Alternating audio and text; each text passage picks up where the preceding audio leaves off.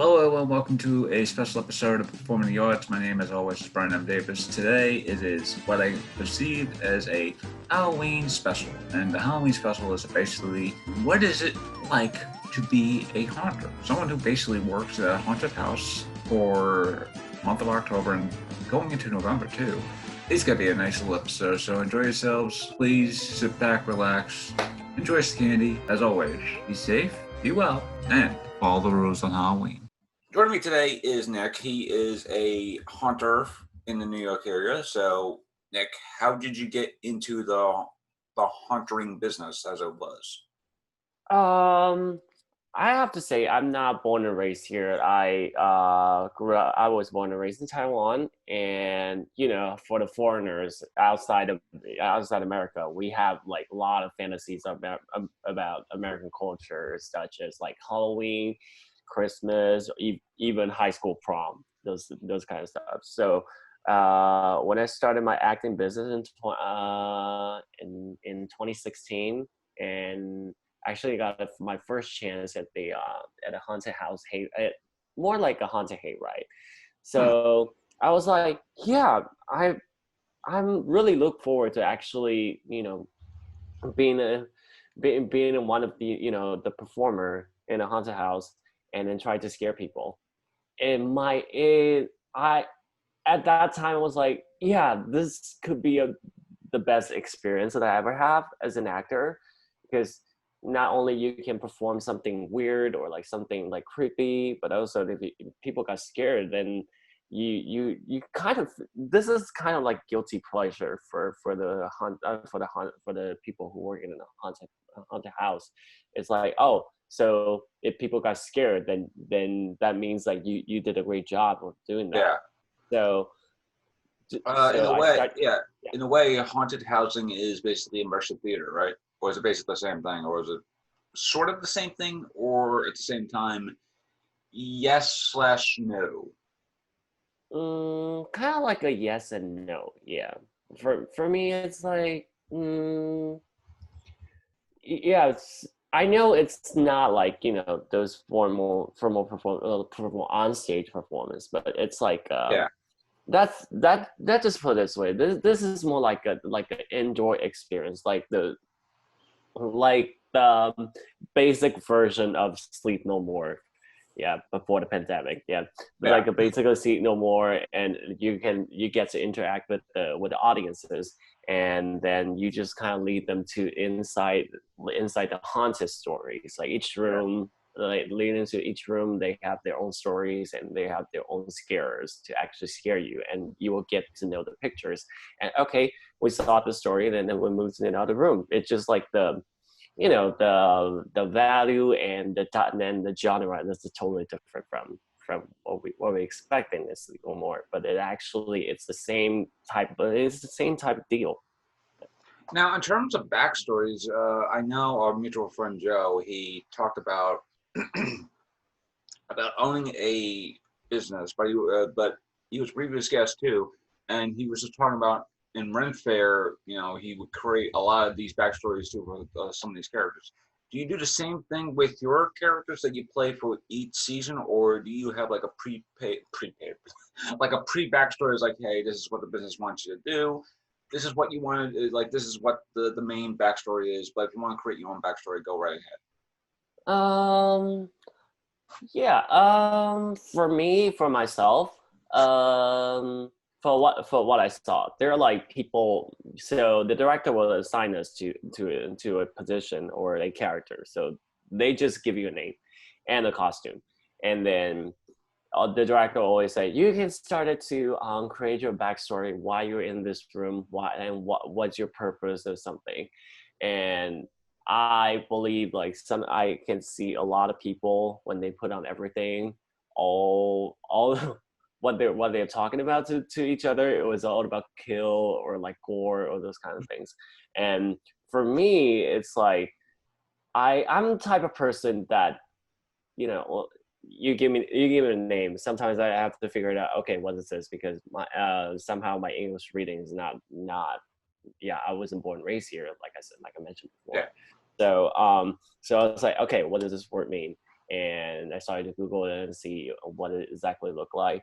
Like there's one time I've been signed as a morph. I was like, okay, so I'm like a shapeshifter. So that means I can do whatever I want, right? So when I get assigned to to the costume, and it's actually a bodysuit, and with like stripped, and it paints some of the tentacles on it. It's just like it makes me looks like a Cthulhu fantasy, Yeah. and so I was put on there, and my room is full of tentacles, and there's crazy UV light, UV painting. Very So in my Lovecraftian, by the way. That's very yeah, Lovecraftian. yeah. So when I walked in there and I started to like, so I will give myself like 5 minutes before, before this started. Normally it takes me 5 minutes or 10 minutes to think about. Okay, so I'm not thinking about like who am I, what am I doing here? Those 5H, 5W, and 1H Yeah. questions. Yeah. So I'm in there. It's like, okay, so if people come in here, they should be afraid of me. So what type of things that I should do? What type of scare that what type of techniques that I should take? Those are the preparation that I actually do. I actually don't like picture myself as like okay, so like I said, the acting method. All I'm thinking about is like what exactly that I can make myself scary, weird, or anything that the audience came in, they will feel like, oh my god, I do not want to hang out with this guy in this room with any seconds. Yeah. That's kind of my method for myself. In terms of actually being in that scare zone, or scare room, depending on where you are, because I know in like Universal Studios, they have scare zones, but they also have haunted houses, that sort of thing. But in terms of your location, do you have like once you know like your way around the room or your location, do you have fun with where it's like, oh, no one's here, and then you will just pop behind the guest like almost like this like serum like once you know your location, how fast do you know your location to actually be a very effective haunter? Where it's just like guests will walk in, they don't see you, and then and essentially you just appear behind them. Um, I I believe for that you definitely need to you need I gotta be honest with everyone who is listening to this. If you come into the haunted house for the very first date of the season, don't be there really early, or like be the first group to come in, because that's a time when the actors trying to like figure it out what is exactly the best method to actually scare people, or like maybe they're trying some new stuffs, or like if they've been signed to a new character, or like in a new room. Those are the times that they are actually trying to figure it out, what is the best way to actually entertain you, or like slash scaring you. So when we being assigned to the room, then obviously we'll do some rehearsals, but the rehearsal people normally are the directors, or like the makeup artists, Yeah. or even the security guard. Those people are not easy to be scared. So I have to say it has to take like at least a few first group of the audience to came in, then we'll start to figure it out who so how do we get to use this room, how do we get to cooperate with our scene partners. But normally I gotta say the most scare the people who got scared a lot, normally they hide in the middle of the group. Hmm. They won't be at the front or at the back. Normally, the people who's at the front or the back, normally they are not scared at all, or they just like the dude. They're the guys in the group, so they're part of like their guardians, but for those girls. But somehow, if you do that's for example, if you do a jump scares with like sound, or like any other things like helping you can actually scare those people as well. So I feel like this job is really takes a lot of techniques for and skills to actually scare people in a certain way. Yeah. Now you mentioned makeup before. Have you done like what is the percentage of working a haunted thing without makeup and just being like almost like the very normal type of people where it's like I've because normal can always be creepy because the way people could it was like, oh, you don't have any makeup on, but you could be, you could have like blood around your hands or pants, that sort of thing. And then there are the full blown zombies, ghosts, that sort of thing where they have the makeup on.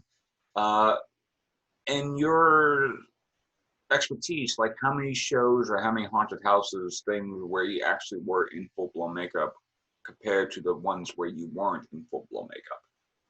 I remember my first year when I worked in one of the haunted hayride. So I've been signed as the position of a Cerberus puppeteer. When I heard this name, I was like, wow, this is so cool. Am I like holding the Cerberus puppet and actually like playing with them? So I actually walked to the directors and say, yeah. So what kind of costume and makeup that I'm going to put on?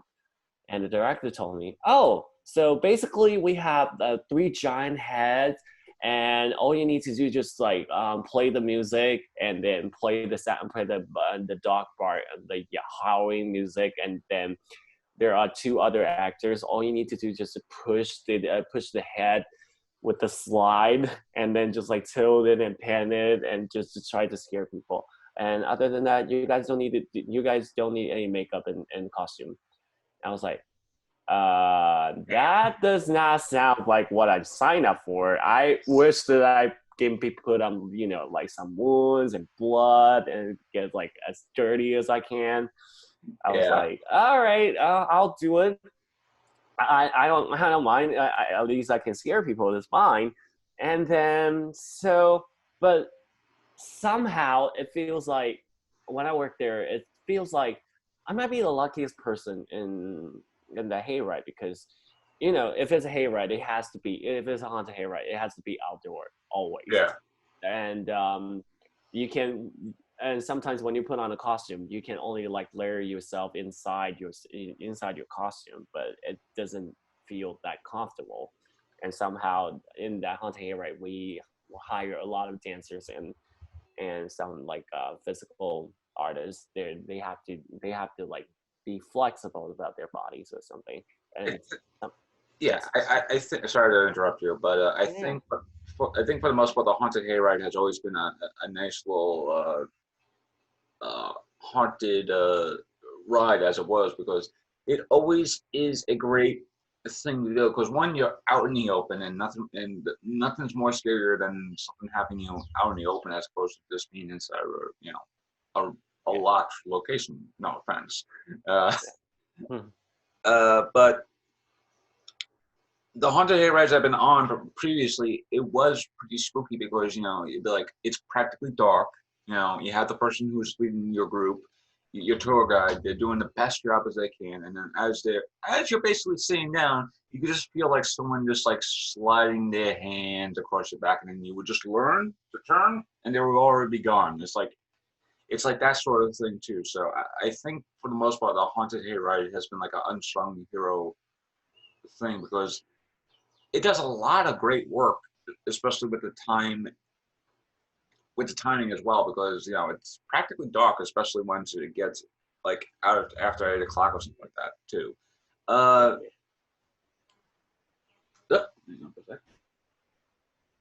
I do not know that call. Sorry, folks. I got a phone call on my phone. I was like, I hear my phone. Oh, no one I know. Where was I going? Oh yeah. In terms of actually spooking anybody, because I know you want to like. Now that you're kind of like a seasonal hunter now, do you have any good stories where you actually spooked people like really, really good? Because you mentioned that the people who are usually in the middle are very good people to like really, really scare because of the fact that they're like the middle group. You kind of like bobbed and weaved, people or techniques that you figured out? So, do you have any good stories where it's like, oh, we actually scared a lot of good people tonight? I gotta say, if you work in a haunted house, you definitely have tons of stories that you can actually make into a book or even a podcast like right here.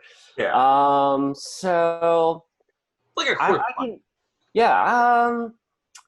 I let me think. So I can share some of my techniques. So somehow, I remember the first couple of years I worked in a dark maze. So as you may know, dark maze is somewhere it's completely dark. There's no light in there, and the only light that we only have is the exit sign because that's what the government requires. But it's completely dark. But as soon as they come in, then people will start to yell out names like Bob, where are you? Jessica, where are you? And I was like, all right, here's my chance. So I just like walk quietly to their sides and get as close as I can to find it because we'll be in there like 5 minutes before it opens. So we already get used to the dark. And I'll just like whisper into one of the names and one of the audience. I'll just yell. I would just like whispering like and sometimes people are like, oh my god, somebody yelled, somebody name, somebody called my name. I was like, where are? And they started to get panic a lot because like, where? I didn't see anyone. And I was like, I swear to God, there's somebody around me. Yeah, that's one of them. But the best thing that I ever did is actually so there's one haunted house that I actually work. They have like a strip club fantasy. So they sometimes put guys in there and just trying to and then put a wig on. They just ask guys to do drag. So I was one of them. So I was like, because when I heard this kind of concept, I was like, yeah, I would like to do that because I swear to God, if I'm put on drag, I was like gorgeous. Yeah. So they just sent me to the airbrush room, just painted me and put some, I remember I put on corset, tutus, and wig. And when they saw the result, everyone's like, "Oh my God, you would look like a woman." I was like, "Oh yeah, I know how that works." So when I when every time I work in that room, if any so my goal is to scare the straightest guy in the group. Yeah. So no one that will turns out no one would be the first person or the last person. So I would not say anything. I would just like start to like shake my body and start to do some sexy moves. And if I saw anyone, it's like, oh baby, shake that thing for me. I was like, oh, you look gorgeous, baby. I was like, yeah, that's what I'm talking from. And it's like, and and I'll walk down to the stage. We actually have a tiny stage, so I Oh, walk. nice. Yeah, so it's tiny stage when I walk down and say, "How?" So normally they'll say, "Oh, baby, I like you, I love you," something, and I'll use the deepest hell voice and just walk to them and talk to them. So how you like me now? And everyone, I swear to God, I scared one guy. He was about to walk to the other room, and he got so scared he ran back to the beginning of the room. It was like, oh my God, that guy is a freaking dude. No, and normally my response like, what? You never seen a man in a wig? You know, there's a show called RuPaul's Drag Race, right? And it was like, I never seen that show. They started running around. So I gotta say, That's amazing. yeah. So I have to say, like for haunted house, you always gotta keep people like unexpected, not just for scared, or even for characters. You get because it's already a crazy environment in there, and you gotta be really unexpected to that them actually scared. Otherwise, people would just like, oh, there's a zombie over here, there's a mortician over there, and there's a serial killer over there. Why not a sexy guy with and it's actually a guy wearing a wig? Yeah. And on that note, I think that's a good way to actually end this little portion of your episode. Nick, thank you for spending at least 20 minutes or so, maybe even lesser time. It just is 20 minutes of my time. So anyway, but thank you for sharing your not only critique, techniques, and also stories about being a haunted house or being haunted. Okay, last thing. What is the actual name for someone who actually does haunted houses? Is it a haunter or is it just a haunted worker or haunted? Mm, well, we're like every actors. We call ourselves actors or actress. Yeah. Okay, that's a great answer. All right, Yeah. everyone. Uh, Stay tuned for the next part. Serena, how did you get into the haunted house business of being a not, well, haunter, an actor in a haunted house? I've always loved Halloween. I was always that kid who had to have the scariest costume. And when I was in college, it was the first time I was in a haunted house, and I had so much fun. I don't know if this is wicked of me, but scaring people silly is really fun. And it was so great, and I kept going back to do the haunted house. And then I got out of college. I was like, I bet that, you could actually make money doing that. So I was looking around, then I went on backstage and I saw the ad for the haunted house, showed up, and actually they had like you do an audition where they were like, okay, be scary. And I was one of the only people who really, really got into it. So much that everyone's like, what's wrong with her? But it was just, yeah, and I fell in love with it. And sadly, we can't do it this year because of COVID. So Yeah, very sad. I was hoping to do that this year too because once I was graduating, I was like, you know what, I'm gonna try and do a haunted house thing because I know my friends they do haunted houses, and even though it is emotionally draining, it's physically draining because you gotta do Yes. that. So that's another thing about the haunted houses. It's like it is draining just to be there, just to be. Even if you're just doing something for like 5 minutes, it's just draining. But I did really do want to do the haunted house for this year, but because of COVID, that gets put on the back burner for now. Yeah. Did you? I just asked this in my previous segment, but did you like how long did it figure? How long did it take you to figure out your location for your haunted room or zone, as it were? In the house. Yeah, either the house or just regularly. So I mean, when I did the one in college, it was just kind of like, okay, you go here, you go here, and I'm always the little girl, like the creepy little girl, because I look really young, Oh, which okay. is annoying, but people won't expect you to be scary. They're Yes. like, oh, it's such a cute little girl. So I figured out, I love doing the come around the corner when they're running at you and you come around the corner. I made so many people jump. It was great. And then with the professional house, yeah, it was just kind of in the auditions, you'd move throughout the house. And I was in the little girl's room again, but I kind of created a little scare because there was a bed. And I was like, okay, I'm going to work with this. And I went under the bed, and people would come in and pop out from under the bed, and they wouldn't expect you to be there. So I made the best of it. That's Yeah. that's ingenious. Especially since when you have a bed in a thing, you kind of don't really. It's like I'm kind of leaning I'm leaning on my bed right now, but someone could easily just be like literally just crawl into me and just stay under there, and just like 5 minutes later, I hear something behind my bed, and then suddenly it's like, oh boy. Like what we're scared of as kids, and also you mentioned it's physically tiring. In between scares, I could just lay down. And it's true too. It's like in between. It's like in between zones. It's like. Yeah, I had a pillow under there, and yeah, it was just hanging out.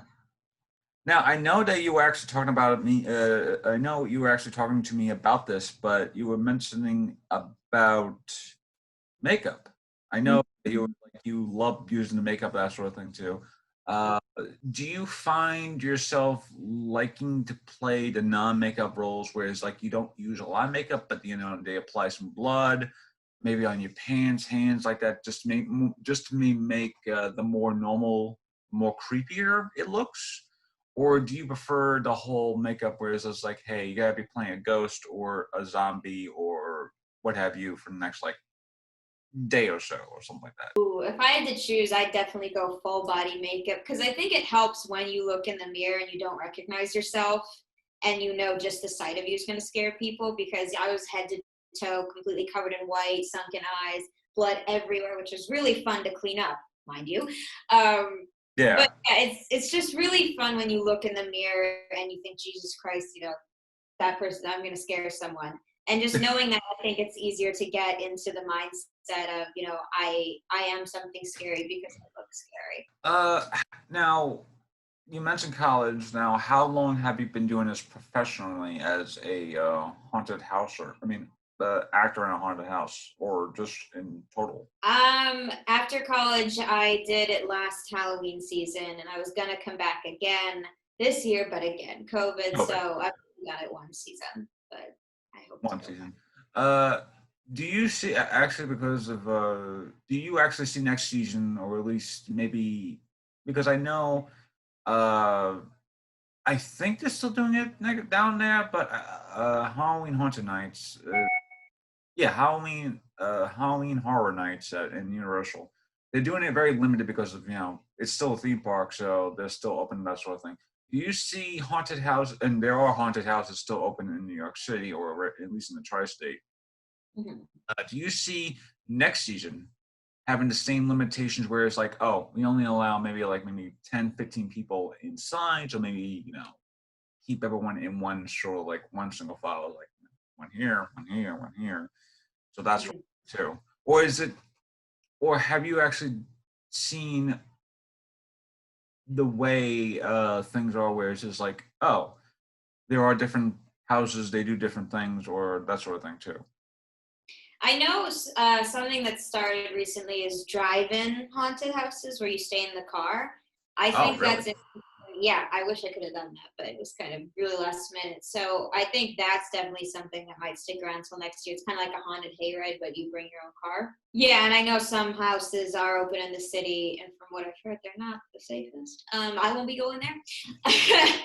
But I think, I do think, though, a big thing of the haunted house that probably will change is the actors touching the people who come in, because we had complete free reign to, people came in, they were like, okay, you have to understand, you were going to get touched, you're going to get grabbed, you're going to get pushed, which makes it, I think, more fun because there's no limit to what you can do. Yeah, I've seen videos of the memes going around where it's like, it's literally like the one guy screaming, and it's just like it's like people already in your face, that sort of thing, and the haunted house experience always felt like so enjoyable, and it's probably one of the things I probably don't want to be inside, which I kind of do get scared easily, but at the same time I do have problems being in a more enclosed environment, that sort of thing too.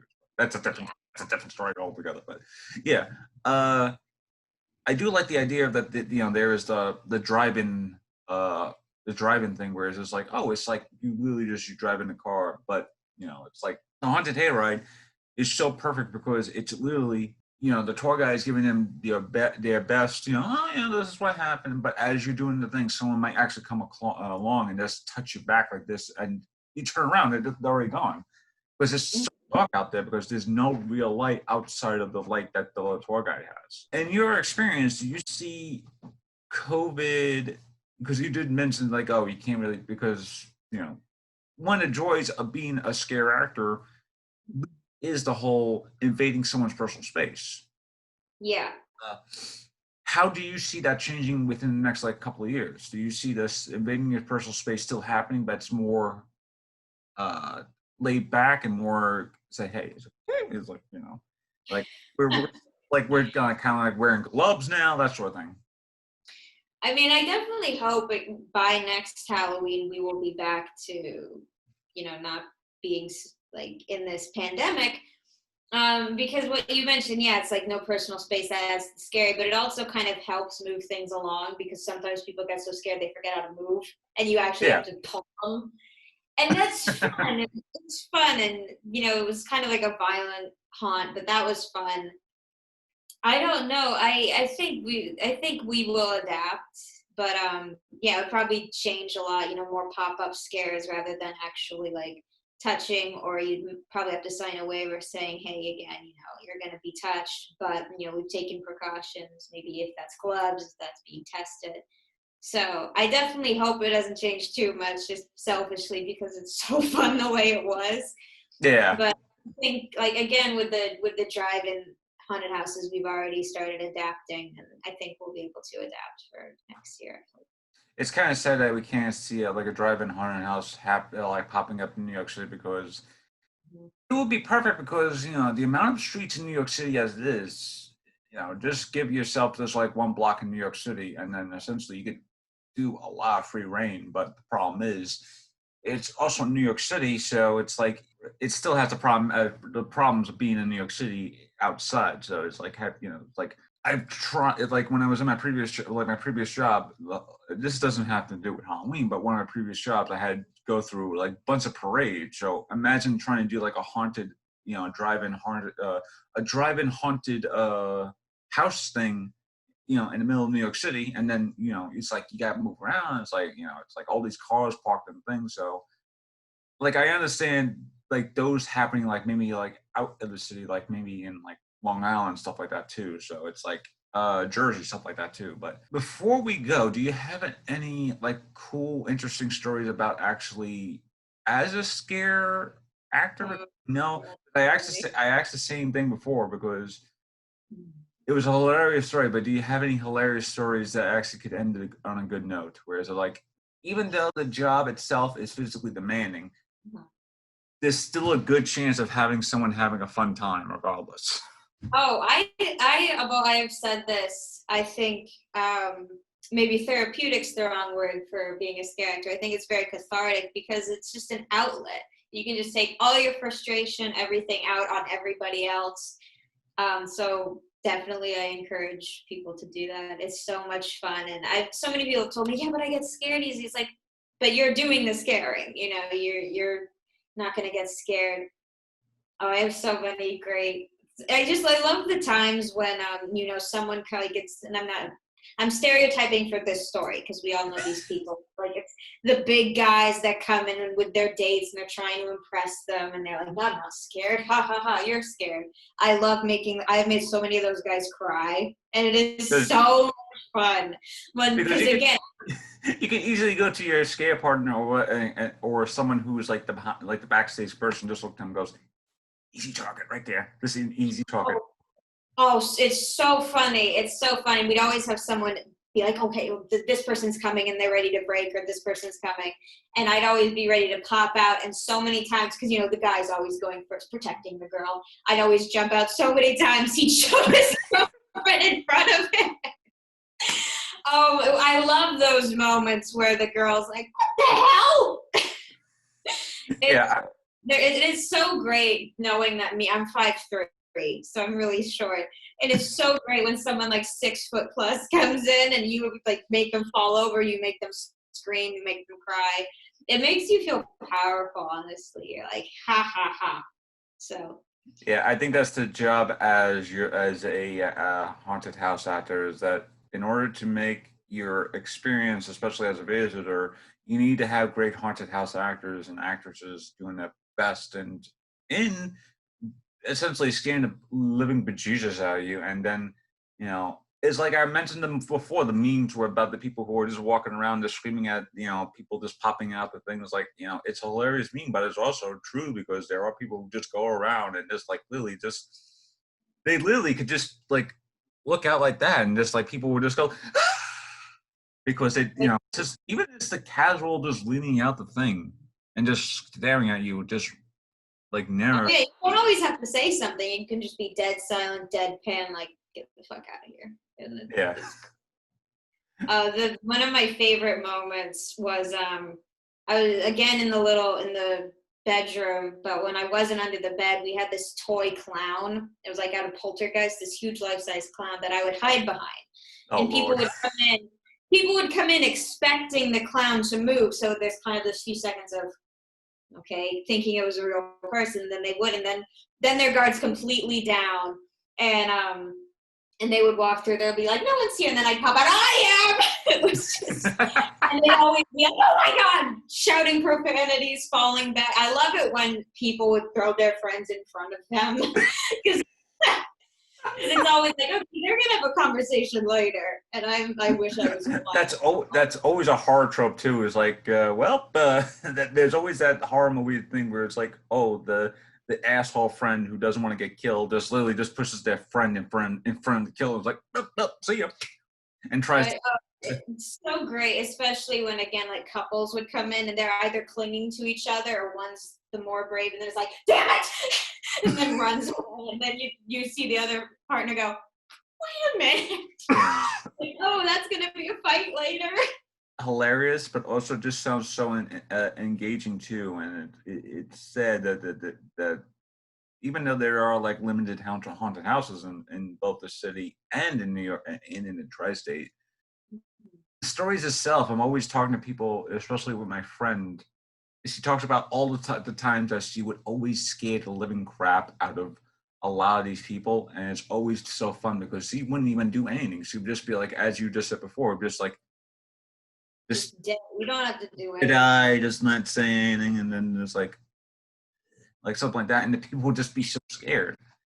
And it's you can laugh at them because you can be in character and you just laugh hysterically.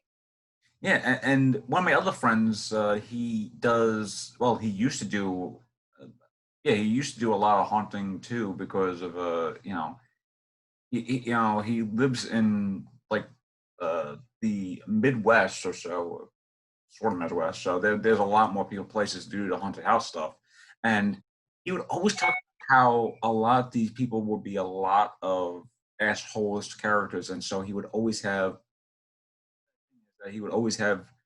fights with, like, he would not have fights, but there will always be someone trying to fight the person behind the mask or something like that. So like a customer wanting to fight. yeah, No, there were times because some people when they get scared their reaction can be to punch, and we get told, yeah, I've been punched a few times, and I love, you can tell when the person's nice and they'll be immediately go, oh my god, what did I do?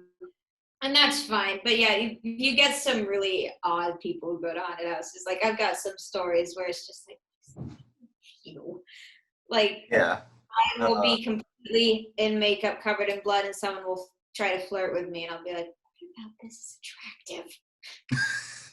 It's like, you need to be in, like, you need to go.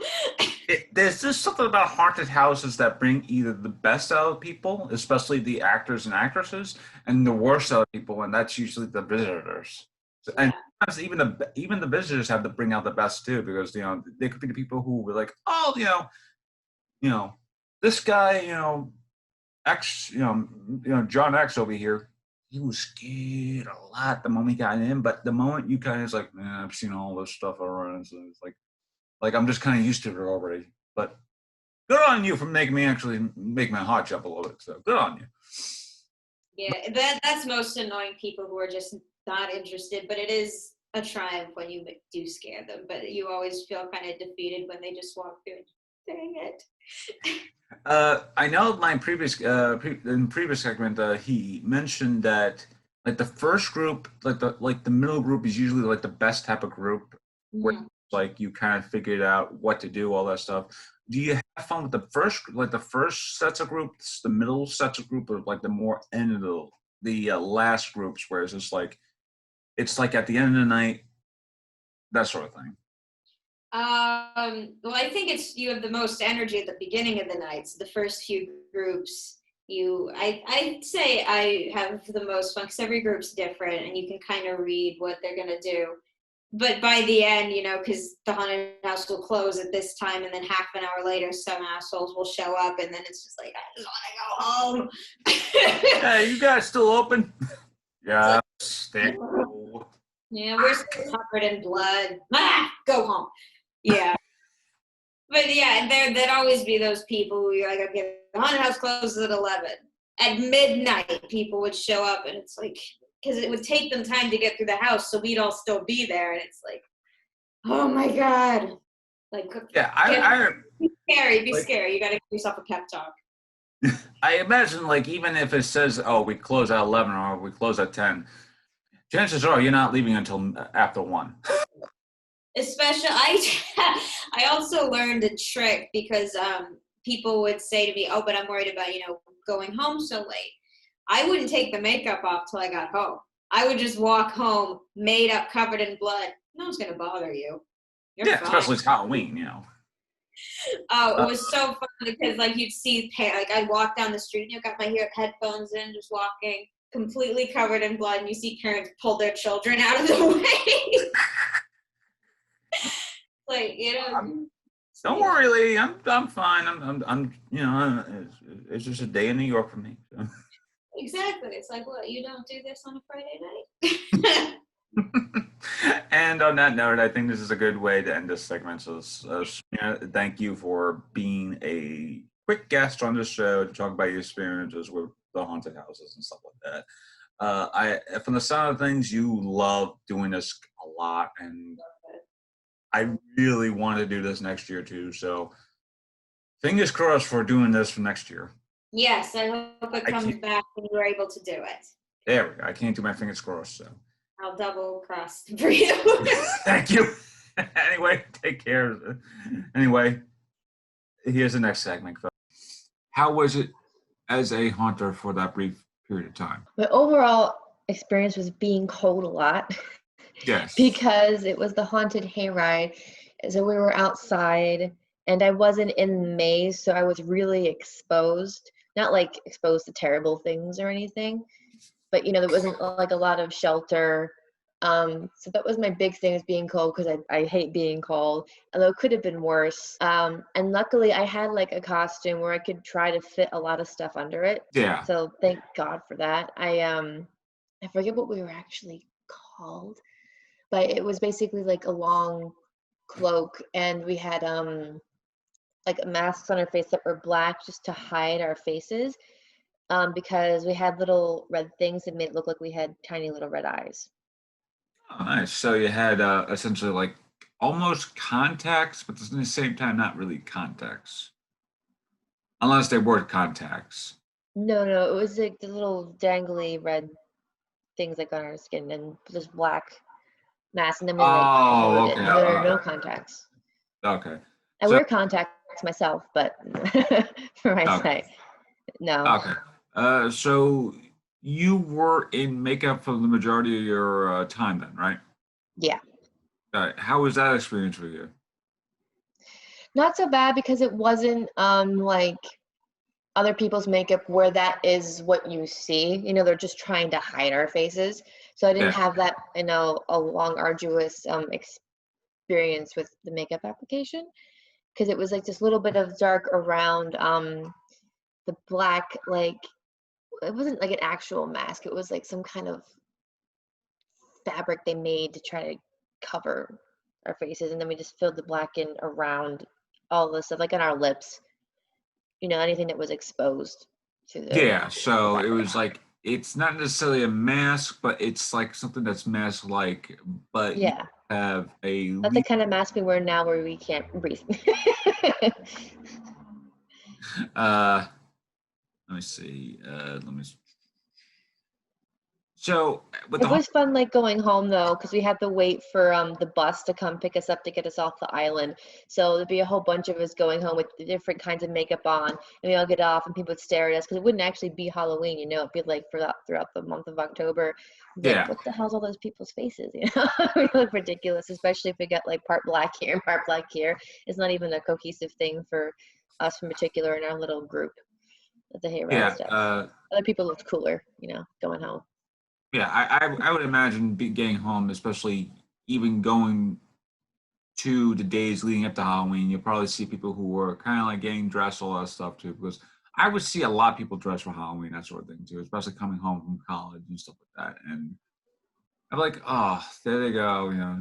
I would see someone dressed as the two characters from the Dumb and Dumber. I would see people dressed as Beetlejuice, and I was like, they must be having a time of their lives. And little did they know, I kind of wish I would have that now. But anyway, that's a total digression story. But anyway, with your experience with the Haunted Hayride, I kind of mentioned before, the Haunted Hayride is sort of like the unsung hero for the haunting business. Blah.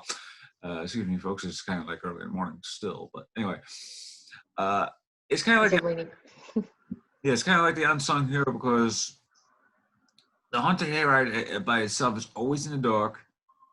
Well, by itself, it's like most in the dark because the only thing that's like illuminating will probably be the host area. So whoever's doing being the host, that sort of thing, they have like a little light to show you like what's happening, all that stuff, and then doing their best to keep everybody on the toes. And then the haunted hayride actors, they would just come out of nowhere and like kind of touch you on your back or something like that, or scare you, like whatever. So were your experience previously kind of like a changed from the times you were as a person that was actually riding the haunted hayride as opposed to being the person outside on the haunted hayride scaring the living bejesus out of people? I'm the kind of person that hates scary things, so I could never go on the haunted hayride. So my closest experience to that was before we opened, and one night we had like half the actors do half the thing for the other half. So I got to experience half the ride myself when it was still light out.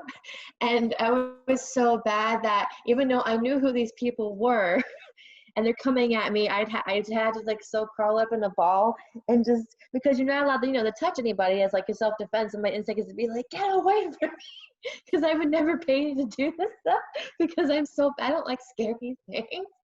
So I just would curl up in a ball and pretend to go away, remind myself nothing can get me to get through it. So that's me. And so that's completely different from doing it yourself, and having to go to scare people, especially when it's not something you would do. And it'd be funny to watch people who'd be actually scared of us, and the people would be like, like, what was that? That was nothing. Whereas I'd be the person terrified. My previous couple of guests, they mentioned that depending on the groups that they had, it would usually be like the middle group, whereas like that would be like the most fun group to have because you would have people who would try and do their best to be like all manly and all that stuff, and it ends up being like scaredy cats, all that stuff like that. In your experience, do you have any funny anecdotes where it's like, oh, you could just see where there's this big guest who would try and be like, oh yeah, I protect everyone, but they end up being like the most scared? I can't say that I actually remember. It's been so long and it was so brief. Other people probably have had more opportunities, because I actually had to leave the hayride early because I was doing background at Madam Secretary at a marathon and I completely sprained my ankle. Ooh. And I couldn't walk. So then I had to call the hayride. I'm like, so unless you can like give me a different job, or I was like in the maze, didn't have to run, because what I was doing, we'd come off the stage and run and chase like the actual, tractor or whatever, and like bang our sticks on the thing. And I'm like, unless you give me a different job, I can't do it anymore. So mine was so brief that I can't recall specifically, but I can't recall it not happening either. So like I think it would vary between people. It wasn't just like, oh, only the kids are scared. There'd be plenty of people who were adults who would be scared, and then it would just depend on the person themselves. And it was also kind of hard to see with the things we had on. So it was nice when you could really get up and numb, and some people, it was nice when they were scared.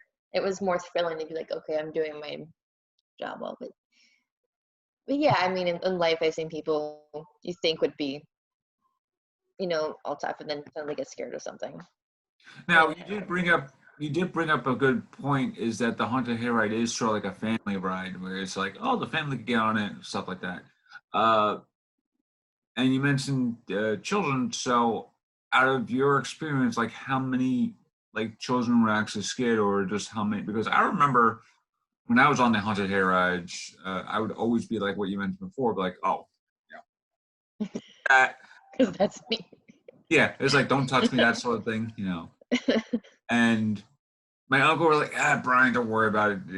They're just actors, all that stuff. But, when you're a kid, you don't know the difference between an actor, like a scare actor, or, something that's horrifying that's right in front of you. So, primarily, did you see a lot of families on the ride, or was it mostly just couples and stuff like that? Because as I mentioned, like, it's usually geared to being a family ride because that's like the one that the family get on, that sort of thing too. I saw families. There were plenty of kids. It wasn't like packed with kids. But yeah, there were definitely lots of families that did it. And some kids would be scared, but not not in a traumatized scared way. In a fun scared way typically.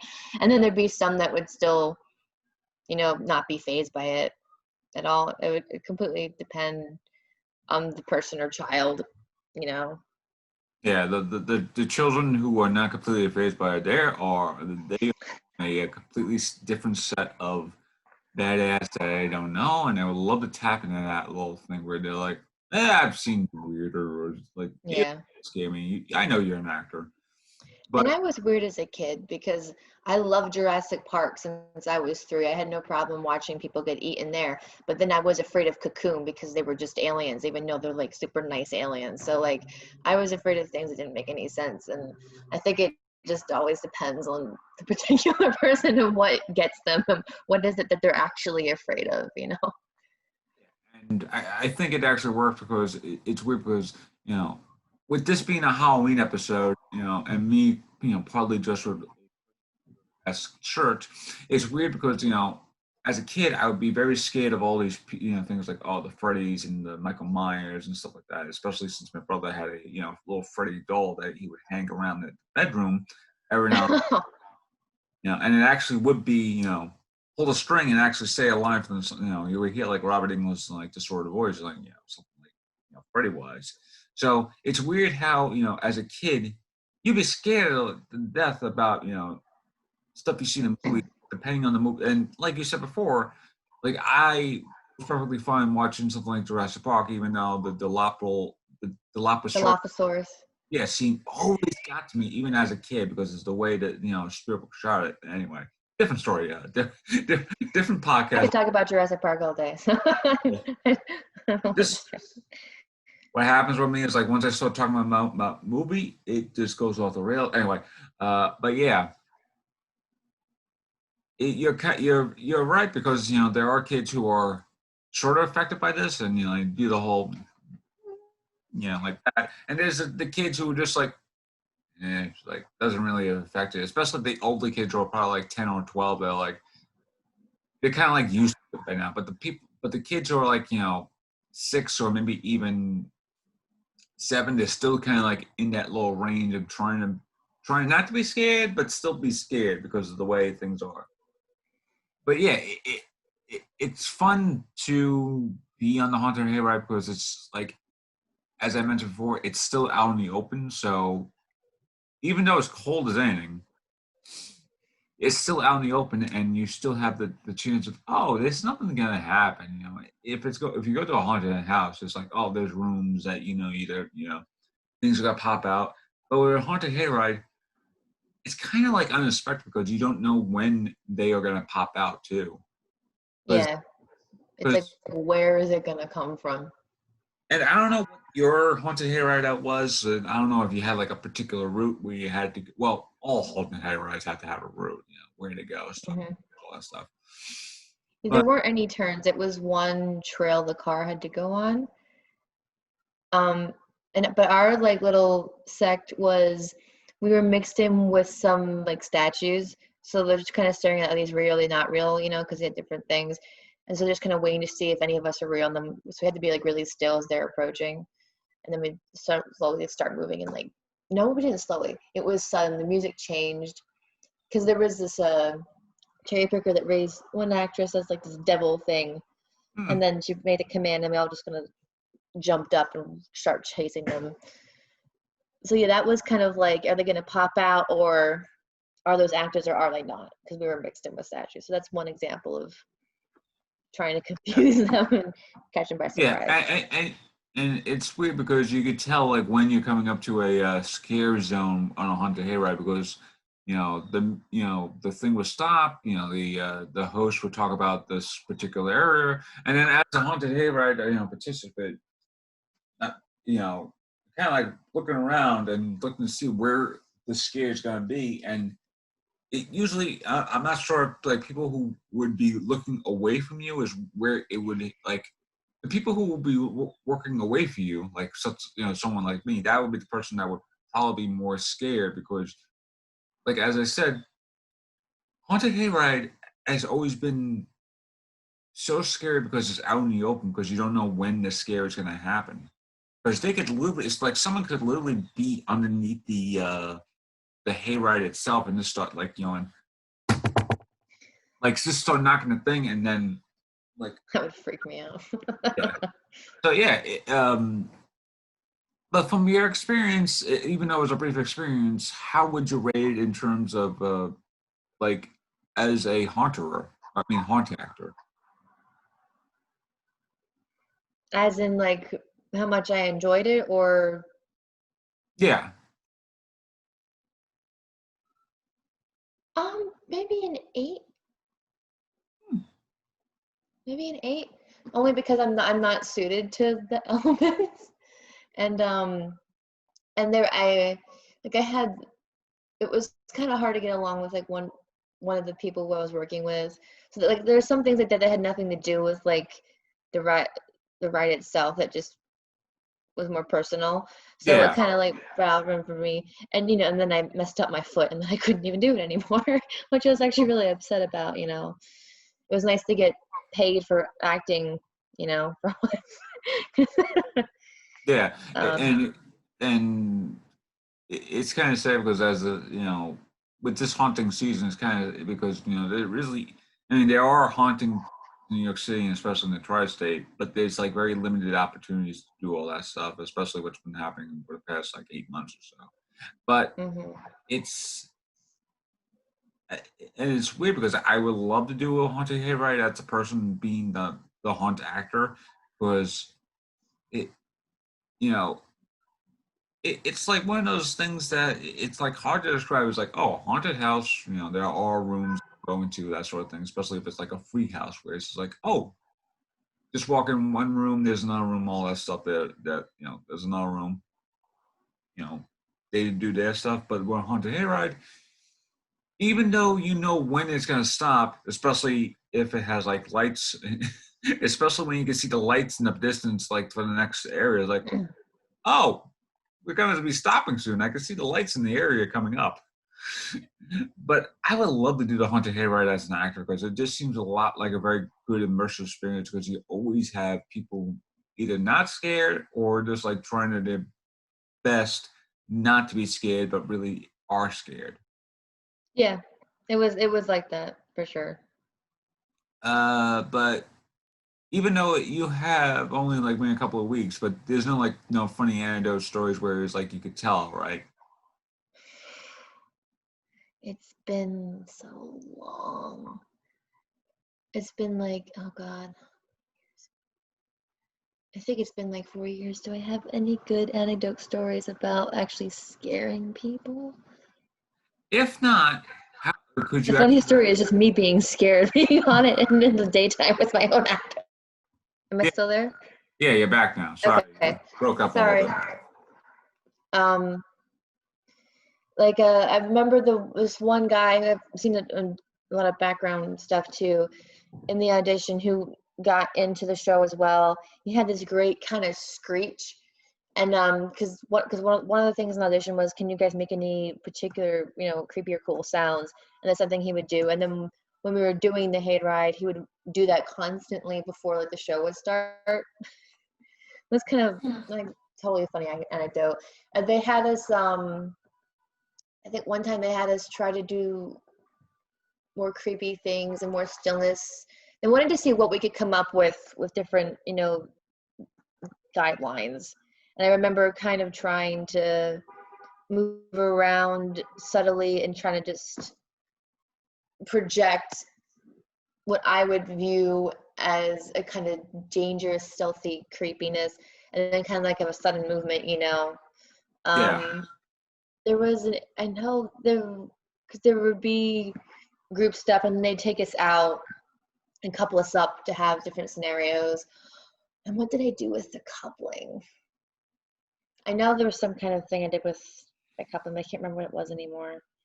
But I remember enjoying my audition process a lot, actually. It was nice to have that freedom to play around and do anything crazy that could pop into your head, you know, and to really experiment like that. Yeah, and I think for the most part, that's actually a good way to end this little segment and possibly the end of the podcast. It's special too because, as I mentioned before, people, a heart business is a great business to do, but especially as an actor, because it's like a lot of the stuff as an actor you do a lot with your movements and stuff like that. Because even with your auditions, I would always hear audition stories about applying to haunted houses or and the like. There's like, oh, be as creepy as you could be, as like as this is what I want you to do. Be as creepy as you could be without being as creepy as you could be. So like really work on your like scare acting and all that stuff, especially if you're in a room full of people at the same time and you're like, oh, just be a zombie or something like that, or something like that. I don't know. But yes, Mary Kate, it was actually great for you to actually be on this little segment. And yes, take care, everyone. Thank you for having me. Of course.